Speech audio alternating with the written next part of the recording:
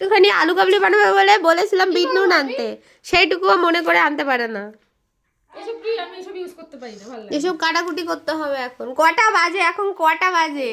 হ্যাঁ, রাত্রির বাজে হচ্ছে কি 8:45। হ্যাঁ, এখন আমরা বানাবো হচ্ছে কি আলু কাবলি। শিক্ষিত, আমার পেটে ডিগ্রি আছে, তাই আমি চুলকে চুল বলি না। এই তেঁতুলটা কোথায় গেল? সকল অশিক্ষিত নই। আচ্ছা, আমরা এখন তেঁতুল, মা বাটি দিয়েছো তেঁতুল? কিছু চাইবি না মা। বাবা দুটো কিলো যদি লাগে লাগবে না। আনে মশলা আনে, আরে প্যাকেট দাও, খোলা এটা খাবি আর মা নিয়ে যাবি। আরে প্যাকেট দাও। টিফিন বক্স আগে থেকে রেডি।